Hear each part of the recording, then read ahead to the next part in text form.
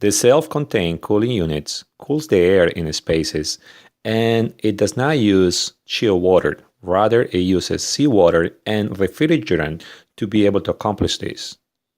I discussed the basic refrigeration cycle so that you understand why the low pressure and the high pressure switches are there. Then I open and I show you a unit and discuss the diagram that is inside it. Before we continue, remember, if you find the material in this video too technical, please watch earlier videos where I cover basic electrical knowledge. Keep in mind that the first 28 videos are best understood if you follow their sequential order. Now, back to our video.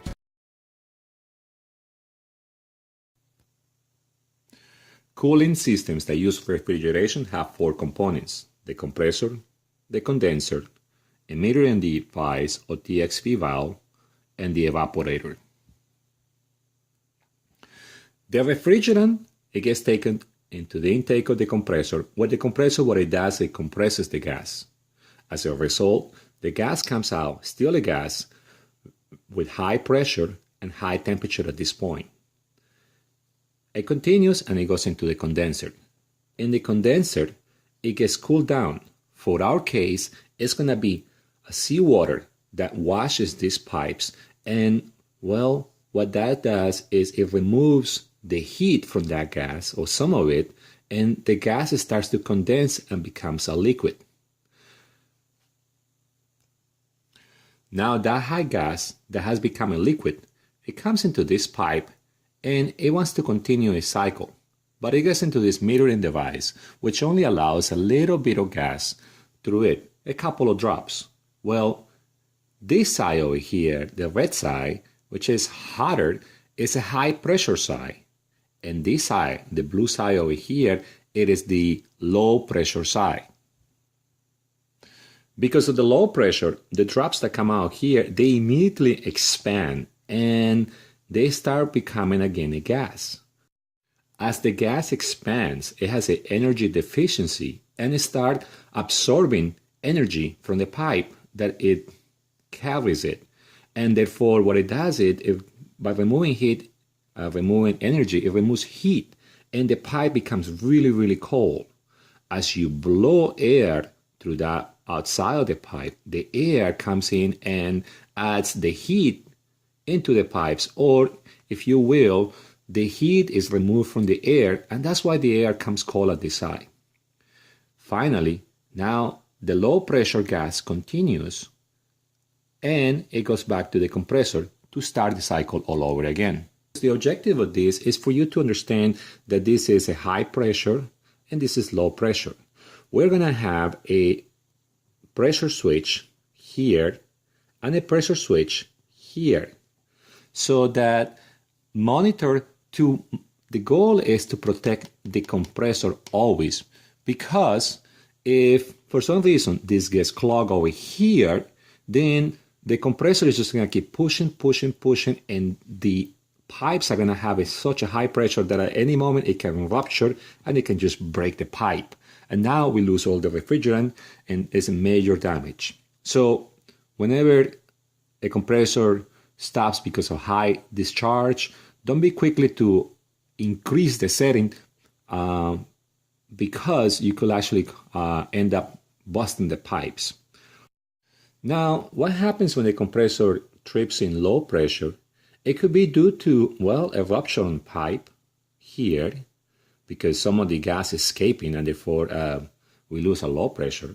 Or it could be that our evaporator is too dirty, not allowing the liquid to completely transform into a gas, and therefore we also lose a low pressure. And that is bad, because if actually fluid gets into the compressor, well, fluids cannot be compressed and it will destroy the compressor. So keep in mind, as an electrician, your job is to help to determine why a unit will be faulting, and you will be using resistance to determine if it's a high discharge or low discharge pressure trip. High discharge, oftentimes what I see is that the cooling medium, which in our case is seawater for self-contained units, somebody either closes the discharge valve down the pipe, and therefore, well, water doesn't flow, and that immediately will cause you a high discharge trip within a matter of 5 to 10 seconds of starting the unit. Here we got a self-contained cooling unit. So in one side it takes seawater from a reducing station. This reducing station right here, where it takes seawater and it gets reduced through that reducer to some manageable pressure, and then it goes actually to the unit. The seawater will be used as a medium of cooling for the refrigerant. The unit also uses a motor controller. Inside here we got the contacts for the fan and the compressor. We got a power coming in for 40, and then also we have well, the required connections to go into control the actual unit. Inside you will find, well, two contactors, one for the fan and one for the compressor. The overload protection is actually for the compressor. So inside, we start with this one over here. These are safeties. This is my low pressure switch, and you can tell the dial over there, it's looks like 19. This is my high pressure switch, and according to this dial, it looks like 360. This is my temperature switch, my solid state timer, a transformer, and down here you got the compressor. Back over there, that heat exchanger over there, it will be our condenser. And this over here will be our evaporator. So the compressor, here we have our return, so that's the low side coming in from the evaporator. And then this is my high side. Here the gas comes out really hot and at high pressure, and this is the sensor for the actual high pressure switch. The hot gas that comes out of here at high pressure, it goes there into the condenser, and that's where it gets turned into a liquid. Eventually it comes out of that system and it will go through here into the evaporator, where it will evaporate back into a gas, and at the it will cause all these pipes to get cooled down, and as air goes through it, the air, it will cool down and it will come out here. Now you haven't seen the fan, because the fan is inside the unit. It's all the way. I'll have to actually remove this panel, which I'm not gonna do, and it's just constantly blowing air and coming out through there. This sensor over here is for the temperature control,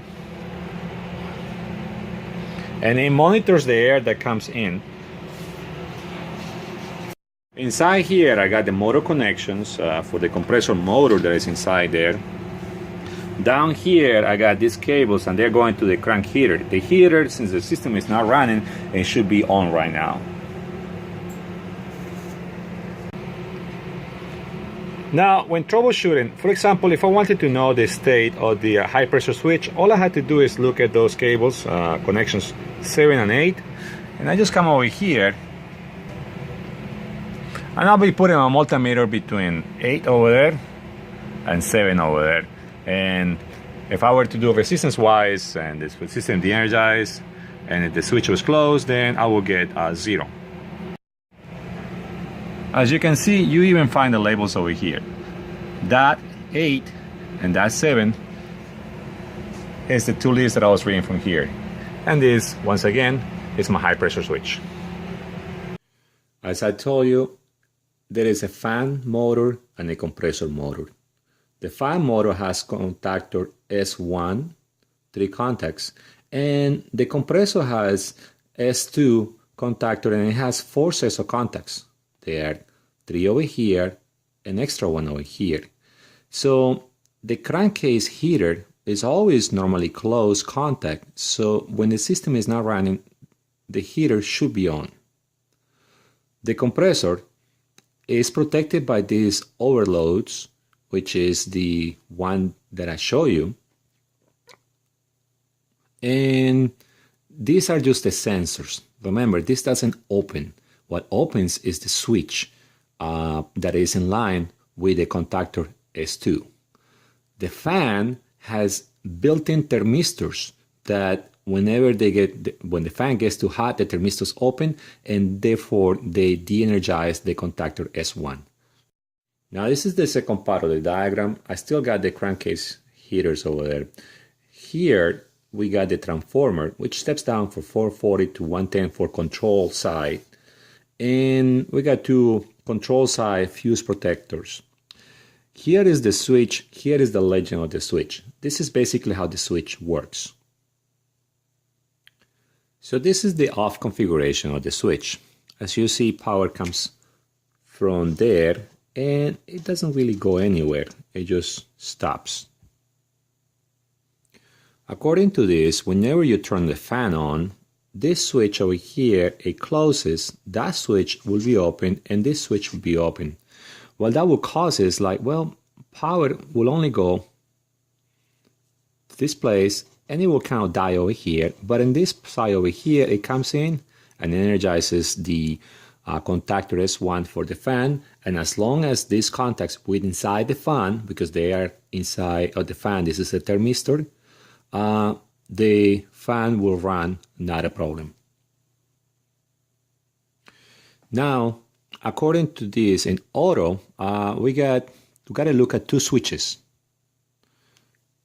This one and that one will be closed, that will be open. So now if you see green power, which I'm going to switch it, it's going to get to this point and it's going to energize, well, this path over here, that as long as everything be closed, then, and after the timer times for 5 minutes, it will energize the S1 contact.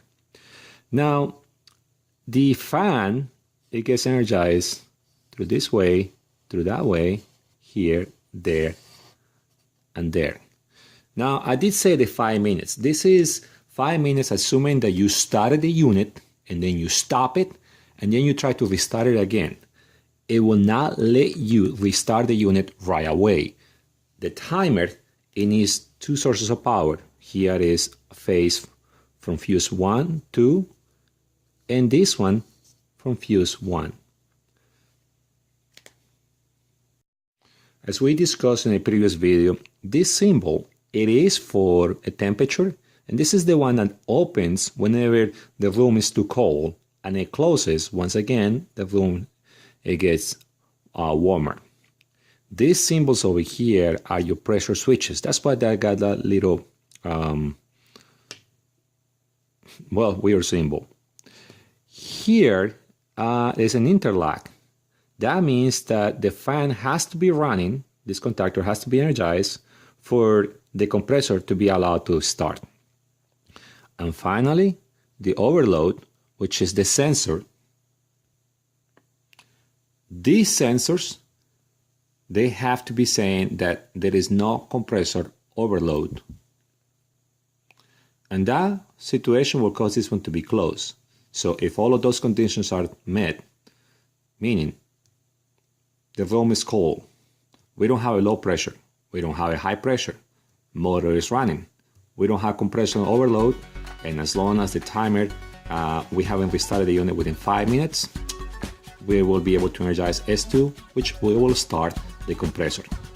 And by that also will open this contact, which will de-energize the heater.